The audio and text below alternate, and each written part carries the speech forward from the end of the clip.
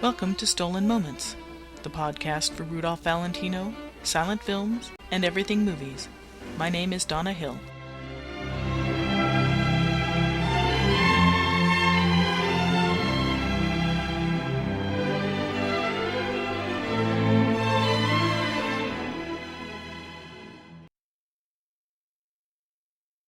This is Stolen Moments, number 19, Forever Lulu. Hello, everyone. Is anyone still out there? Gosh, I hope so. As I mentioned in my last audio note last month about the podcast, this year for me has been really hit and miss. It's been very frustrating to do interviews only to find them either not recorded or corrupted files that I can't edit. In any case, as promised, here I am, back online, with a bit of a cold, so forgive my raspy voice. In cleaning up some of my digital files, I discovered that I had a telephone call that I conducted with Thomas Gladysz of the Louise Society. This call was in anticipation and part of what I proposed for my Louise Brooks podcast for her post-centenary celebration, which would be 101 years. This call was actually recorded a week before the infamous J.B. Kaufman interview that no one's heard but me, and miraculously this call came out just fine. It's a very informal telephone call, and Thomas and I do talk a bit about Louise, and a bit more about this and that. He's a very knowledgeable film scholar in his own right, and it's not just about Louise Brooks, but it's his warm personality that makes for a really pleasant interview, and I hope you agree. Oh, and in addition, keep in mind that this conversation actually starts in the middle of a conversation. We just sort of eased into it, rather than a formal start of the interview. Barry Paris and Kevin Brownlow are the stars when it comes to Louise Brooks studies, you might say. I don't know what more I can add to what they've said about her, but let's go with you've been running the Louise Brooks Society for as long as I can remember. Since 1995, so that makes it 12 years now. That's 2 years before I actually got online with the Valentino website. Well, the reason why I started the Louise Brooks Society is because one day I saw Pandora's Box. I really didn't know anything about Louise Brooks, or I hadn't really seen many silent films. This was back in the early 90s. And just out of something to do, something to rent, I rented Pandora's Box, and I watched it, and I was really floored by Louise Brooks. And I got up the next day and watched the film over again. I just was in awe. I just could not believe what I had seen. I was just so wowed by her. And, after that, I, went out into the world, and it's like, have you ever heard of Louise Brooks? Do you know anything about this actress that had this haircut, and she was in this film, and anyone else I talked to, people who were, who liked film or whatever, they hadn't really heard of her, or they'd only heard of her vaguely. And someone said to me, oh, I think that there's a biography of her. And so I said, oh, okay. And so it turned out to be the Barry Paris book, and I tracked that down and read it. And what Barry Paris does in that book, he should have won the Pulitzer Prize. I think it's a wonderful biography. He's so sympathetic towards his subject, showing both her virtues and her faults. And he's also, a great scholar, and he did so much research and so much work to put all the material into that book. It's still my favorite film biography, and I've read a lot of film books. That's probably the subject matter that I read the most in are film biographies and film history. But I really love that book, and Barry Paris's biography just sort of took me out into the world of silent film, and I tried to find out more about Louise Brooks and whatever. And I really wanted to sort of share my enthusiasm for Louise Brooks. And, no one else knew about her or cared about her or, wanted to talk about her. So this was back in maybe 1994, 1995. I decided, well, I'm going to start a website as a way to reach out to other fans. And so I started the Louise Brooks Society.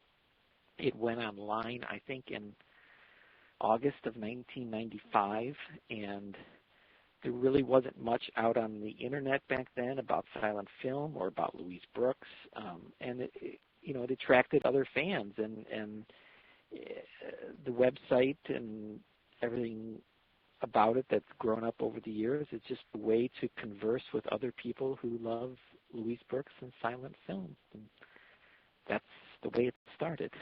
Yeah, I think your site was one of the first I discovered when I first got online, and as I said, the Valentino site was pretty much mirrors how you started your site, because Wow. when I started surfing the net, there was nothing out there.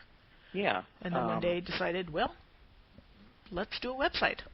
Yeah, and it's a way to, share some of the material that I've collected or researched.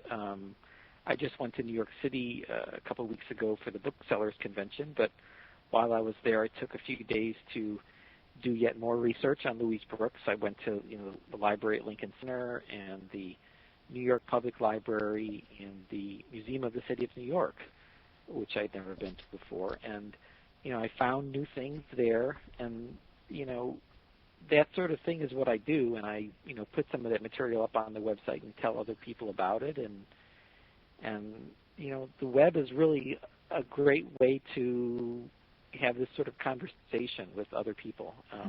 It's a lot of fun. Yeah, I agree with you. But one thing that has always struck me about Louise Brooks, and this is probably due to the exposure on the web, and maybe even before, she seems to have this ongoing and tremendous iconic status that is far and away way above the fame she had in the 20s. That's very true. She is today, I think, more popular than she was back in the 20s. In the 1920s, she was a junior star, and she had her fair share of press, and people knew who she was, and she had a bit of a following back then. But today, it's so much more. Due in part, I think, because of the web. People are able to find out about her and whatnot. I mean, look at something like eBay. Back in the early 90s, when I'm sure you were looking at Valentino stuff on eBay, there was probably very little of it there, and the same is true for Louise Brooks. Back in the early 90s, only the occasional item would show up, and now, there's a flood of material. And I think, the internet is a channel that people can use to sell stuff or to share stuff, whatever the case may be. Yeah, I agree. It's incomprehensible, I think, in some ways, how big it is. Yeah. And one of the wonderful things about the actress or about the website is the fact that, I've been in touch with people from all over the world who are passionate about her. I've been in touch with family members, been in touch with writers and poets, artists, directors, actors, actresses. I mean, it's, famous people and not famous people. And it's been really cool because a lot of those people have been willing to share material with me. I've had family members send me photos from scrapbooks, family scrapbooks, and of images of Louise Brooks, for example, that, again, because of the web, it just makes it that much easier to do. And it's great that you've been, so open to sharing all of this material from the very beginning. Yeah. I occasionally I feel a little burned because you see people on eBay who, sell their data discs with, 300 images of Louise Brooks or something, and it's like, you got to know that a lot of those images came from my website. Yeah, that's a very sore point with me. Early on, a gentleman did the same thing with my site. He did a CD-ROM of Valentino images in a screensaver. And, right. I picked it up just on the off chance and realized that everything on there was from my website, which is why I use encryption now. So, but it's a great experience having, started the Louise Brooks Society, and, I hope to continue it for many more years. there's still a lot of work to be done. Last year, was the centenary of Louise Brooks, and website, sort of became a focus for people announcing and organizing various events in tribute to Louise Brooks. So that was really also very gratifying that the site has sort of become recognized in a way. Oh, absolutely. If I ever want to find anything, I mean, your site is the first place I go to. I wouldn't even consider going anywhere else. Thank you, Donna. And I mean, likewise, in all seriousness. Well, likewise about Rudolph Valentino, on your site. So. Well, thank you. I appreciate that. Mine needs a lot of work. I haven't touched it in months. I really enjoy doing the site, and I really get a kick out of other people who are interested in other silent film stars who share their material and their sort of approach to their stars. Because, like for example, today I got an email from a fellow in town who's doing a biography of Colleen Moore. His name is Jeff Kadori, and he turned me on to a website that has this archive of Jewish newspapers from Pittsburgh, Pennsylvania. And so right when you called, I was searching through, looking for Louise Brooks stuff, and there some of it was. Articles about her films when they showed in Pittsburgh, advertisements mentioning her, material about her Denishon performances in Pittsburgh. So really, it's really. May I ask, was this in Yiddish or was it in English? It's an English language publication, but some of the ads did have Yiddish or Hebraic characters in them. That's fascinating. Yeah, but the whole sort of, what you might call the alternative press back then, of Jewish publications and like German language and Italian and Russian publications in the United States, that was a pretty vital press back then, and there's lots of material out there on all of our favorite stars. Well, since we're speaking before the San Francisco Silent Film Festival, but this interview will, of course, air afterwards. Are you excited about seeing Beggars of Life in a new print? Yes, I am. It's been a long time coming. I think I had been whispering into the Silent Film Festival, into their ears, saying, show a Louise Brooks film, show a Louise Brooks film. And, last year they showed Pandora's Box, and that was wonderful. But I would really love it when people show other films by her, because there are a handful of other films out there that I think are really worthwhile, like Beggars of Life, and I'm so glad that there's now a 35 millimeter print be screened.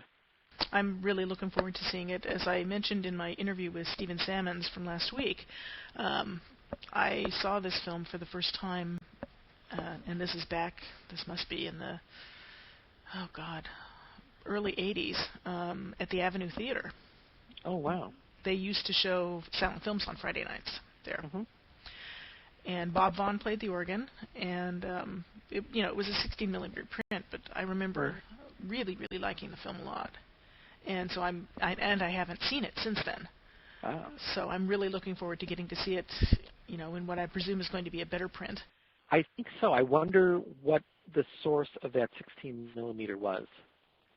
If I remember correctly, Stephen told me, I think this was like William K. Everson's print, his 16 millimeter. Right. Which I had seen blew that up. I had seen that same print in 16 millimeter at the PFA, maybe 10 years ago. And this was before Everson had died, because I remember they had put out a book for people to write their comments in and their wishes to him or something like that. But yeah, this is really the best print there is.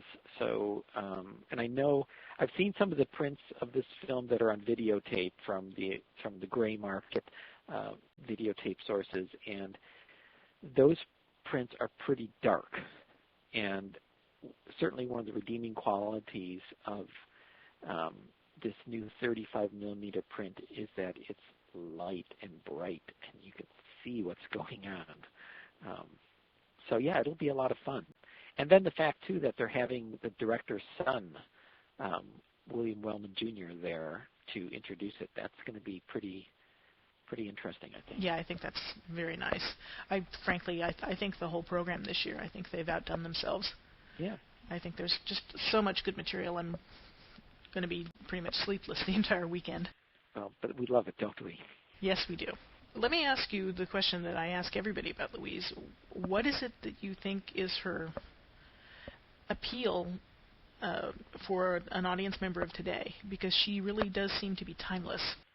And I'm not quite sure what that is. I mean, why that is. I think it is a hard to define quality. In the 50s or 60s, I think maybe it was in the 60s, I believe it was an interview with William Wellman Sr., and someone asked him about Louise Brooks, and his comment was something to the effect of, it's because she's so modern. And I think that's very true. To a 21st century viewer, Louise Brooks does come off pretty contemporary, whereas some of her co-stars of the day look a little dated. She looks still pretty fresh, you might say.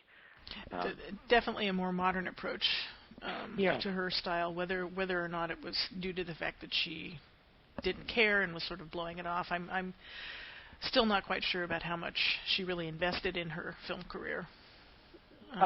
She had emotionally. She had a pretty understated method of acting, which I think plays well today. Mm-hmm. And she looks modern. I don't know. And she's damn beautiful too. Yes, she was extremely beautiful. Yeah, there's something extra cinematic about her that just translates across the years and off the screen. And I think we're all really glad that it is there. I do wonder what she would have thought of it. I think she probably ultimately in the end would have loved it. The fact that she's still such an icon.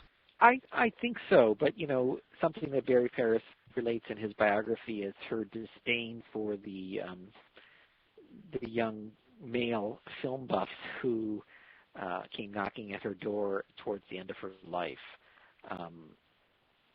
She held them at a distance, but I think she also got a big kick out of the recognition that came her way at the end of her life.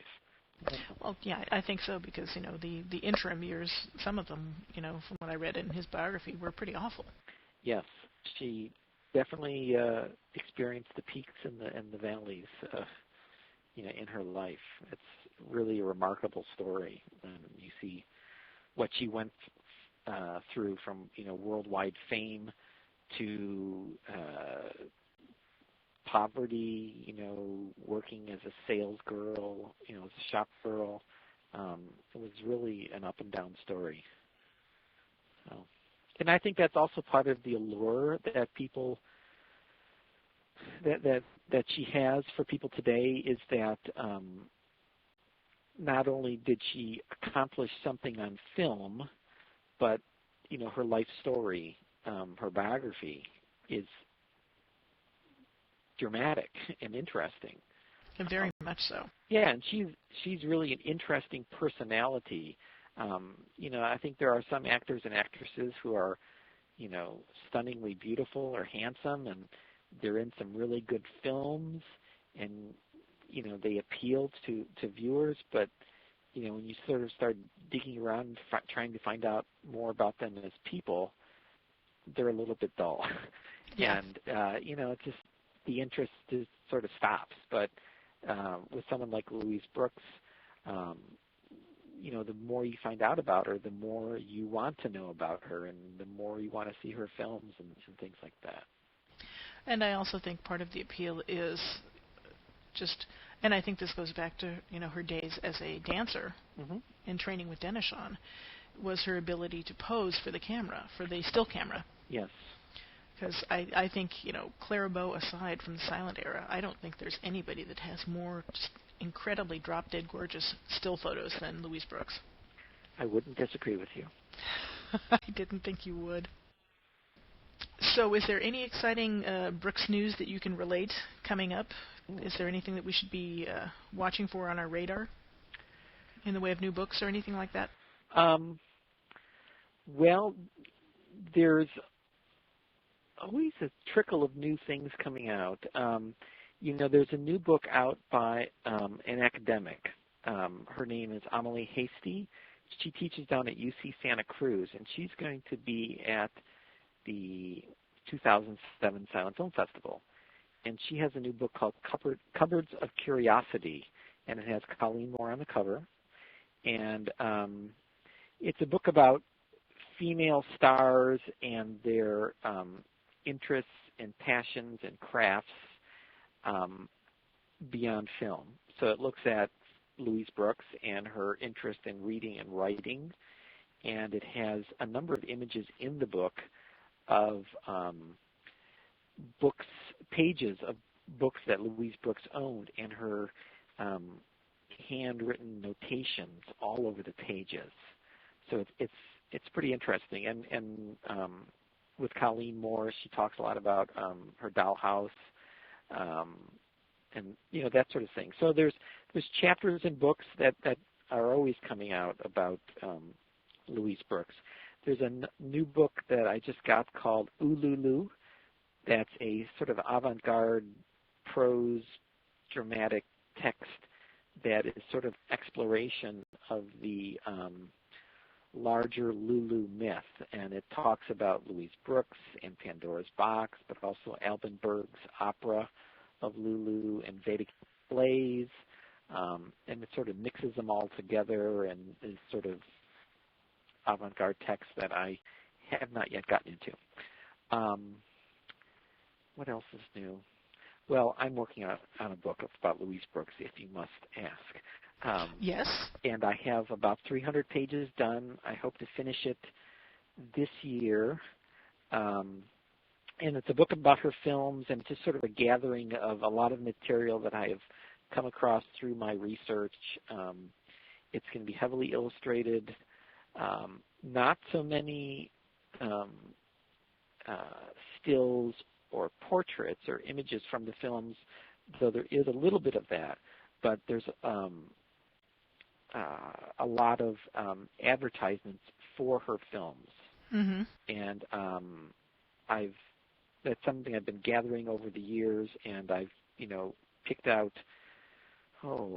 quite a lot of them, hundreds of them, to sort of show how her films are advertised across the United States, small towns, large cities around the world, in different languages. I have advertisements for her films from Germany and France and Poland, Jewish newspapers in Warsaw, all kinds of things. And it gives you a feel for her different movies. And then there's a lot of information that I've gathered on her various films that a lot of it's new or little known, things about screenings of Pandora's Box in the United States that took place in the 1930s, for example, with sound effects and musical accompaniment. It's a version of the film, you might say, that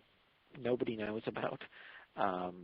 So there's a lot of neat information, and so hopefully I'll finish that book this year. And there are other book-type projects that I'm working on related to Louise Brooks. One area that I'm been gathering material on for a book is on Brooks's 2 years in the Dennis Dance Company. Oh, that's fantastic. I've always been a big fan of the whole Denishon era. I think it's just a wonderful, era of American dance. It really is. And when I was just in New York City, I had a chance to look through the Denishon scrapbooks, as well as Louis Horst's scrapbooks. He was their musical accompanist. Mm-hmm. And I also went through, I looked at a lot of programs and flyers for their various engagements for the years that Brooks was in Denishon. Financial ledgers. I found out how much Louise Brooks made per week as a Denishon dancer. She got a $5 raise after the first season. And one of the magical things that I saw at Lincoln Center was the account ledger, and every week, it would list what their expenses were for the week, how much they had to pay for hotels and trains and things like that when they were on tour. And it had everybody's name listed and what they made, per week as a member of the Denishon Dance Company. And then everybody got their, their money for their pay, and they all signed their name on this ledger. And it was just like, wow, there's Louise Brooks' signature and Louis Horst and Martha Graham and Charles Wiedemann and, all the founding people of modern dance in America. Yeah, Doris Humphreys and everybody. Yes, it was really amazing to see something like that. Oh, that's fantastic. I want to do a book on Louise Brooks and her 2 years in Denishon, because it was maybe the 2 great years of Denishon amongst their many great years, but Mm-hmm. it was really a constellation of people who were all in the company at the same time, including Martha Graham. Right. And dance really did, as you mentioned earlier, dance really did have a big impact on Louise Brooks. And, she even went so far as to say at one point that she learned to dance by watching Charlie Chaplin act, and she learned to act by watching Martha Graham dance. And, she did have a lot of interaction with Martha Graham. And, dance really did have a big impact on her, maybe more than people realize. So I want to do a book on Denishon, and other topics. You know how it is when you love a subject, Donna, and you just want to explore all the different facets of it and write about them or something like that. Absolutely, and it's also very easy to get sidetracked on something equally fascinating that Yes. you didn't know was there. Yes. But I do want to thank you for taking time to talk to me about Louise and about your wonderful website, for which I will, of course, put a link up on the podcast and mention it at the end of the podcast. But thank you for doing a podcast on silent film. It's really something I always listen to, and it's a great thing that you're doing. I you're really a pioneer. appreciate it. It's been an eye-opening experience for me. It's been an awful lot of fun, and I'm hoping to keep doing it because there's so many people that are so interesting that I want to talk about and learn about. There's just so much material. It's hard to know where to start and where to stop. Well, one just starts. Alrighty, well, thanks a lot. Okay. And we'll talk again soon, and I will see you at the festival. Yes. So I'll see you then. Well, clearly this interview was several months ago, since the festival was in July, and this is now November. I really enjoyed speaking with Thomas, and I really admire his knowledge, particularly his tremendous depth of knowledge about Louise Brooks, which is his passion. You can visit Thomas's website, and it's devoted to all things pertaining to Louise Brooks at www.pandorasbox.com, and it's got everything you could possibly want. Rare photos, incredible amounts of information, a blog with updates and lots of chatter about Louise Brooks. And in addition, although Thomas and I spoke about it, I edited this little portion out of the interview. But there's a link on his website to what is known as Radio Lulu. And Radio Lulu comprises Louise Brooks-inspired radio featuring music of the 1920s through the modern times of today. And this includes film music, songs by contemporaries of her time, Maurice Chevalier, etc., vintage jazz and vintage dance band recordings, as well as contemporary pop songs about this famous silent film star. You can listen to Radio Lulu by visiting www.live365.com/stations/298896. You'll not regret it. It's a great little radio show. Okay, now you're going to have to bear with me because in the interim of starting this recording last night and today, my cold has gotten worse, so please forgive me. I next want to discuss the winter event that is happening at the Castro Theater on December 1st. This is the now annual winter program for the San Francisco Silent Film Festival. They are doing 3 programs in one day, and the program 1 is actually a talkie event. It is Vitaphone Vaudeville. Program 2 is the American premiere of the Photoplay Productions restoration of D.W. Griffith's 1916 film Intolerance. And Program 3 is the brand new print of, and I believe it's brand new restored print, of Greta Garbo and John Gilbert in Flesh and the Devil. Now, the vaudeville shorts will be presented by one of the legendary figures in film restoration, and that would be Mr. Robert Gitt, who works with UCLA, and he is the preservation officer at UCLA. He has been instrumental in the restoration of these films and countless others, and it's going to be a thrill to hear him speak. He has done tremendous work and continues to do tremendous work for which we all should be very grateful.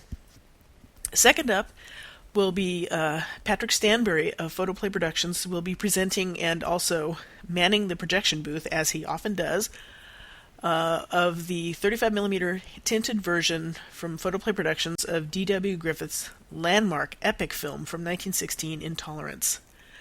I am not going to be in town for this screening, and I cannot tell you how deeply I regret that I'm going to miss this. It has been years since I've seen Intolerance, and I think I've only seen it on the big screen once, and that was, I just know, not going to be anywhere close to what people in the Castro are going to see on the 1st of December. So I'll be there in spirit, but alas, I won't be there in person. And the last film in the program will be a beautiful print, never before screened 35mm Library of Congress print of Flesh and the Devil. Now, as we all know, this is the film that truly brought Greta Garbo to the United States and put her on the map. And that is going to be something to see. It is truly one of the great romantic silent films of all time. And it will be presented and introduced by Crystal Schmidt. She is an independent researcher who works with the Library of Congress and is one of the editors of the new book, Silent Movies, The Birth of Film and the Triumph of Movie Culture. Dennis James will be playing for Intolerance as well as Flesh and the Devil, and that, of course, is worth the price of admission alone. There will also be some book signings. Matthew Kennedy, who has just written a new book on Joan Blondell, will be at the Castro, as will Anthony Slide, who will be signing his new book, and it's a beautiful coffee table book called Now Playing. And it is all about the hand-painted, beautiful poster art that was commissioned by many of the larger theaters, most notably Baptiste Madalena, who did some beautiful posters. You know, they were just exclusive for that one theater, and the artwork is spectacular, and the book is very beautiful. So he will be there signing his book. Tickets for the festival, I believe, are $13 each. You can get a 3-show pass for, if you're a member, for $32, or if not, for general admission, it's $38. Well worth it. It's just they always put on a terrific show. If you would like to order the tickets online, you can visit their website. Their website is www.silentfilm.org, and you can find out information about tickets and where to purchase them. And I highly encourage you to go. Again, alas, I won't be there because I will be out of town that weekend, much to my regret. And before I sign off, and before I burden you further with my raspy voice and unfortunately stuffy nose, I do want to play for you to continue and finish on the theme of Louise Brooks, to hear the theme song from the film that screened this last year at the Silent Film Festival, which was Beggars of Life. And without any further ado, here is the theme song from Beggars of Life.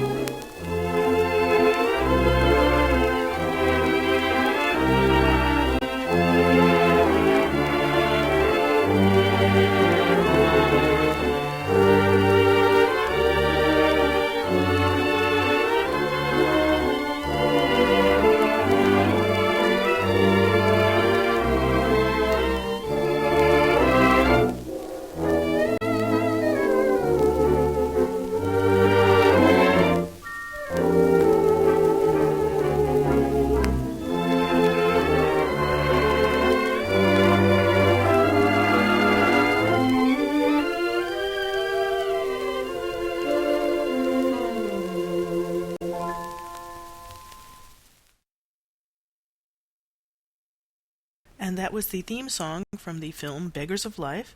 It was from a Victor recording, and it was recorded by the Troubadours.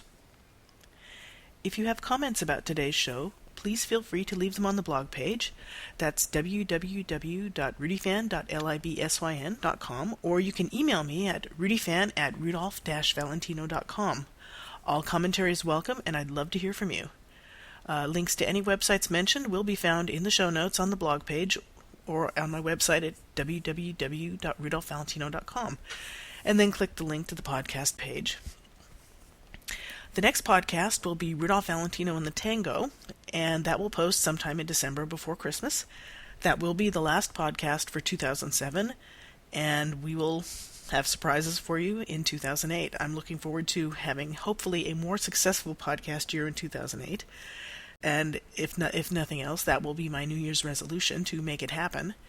In any case, thank you very much for enduring me and my stuffy nose and scratchy throat. It's been a real pleasure. Thank you so much for listening. I'm Donna Hill, and this has been Stolen Moments.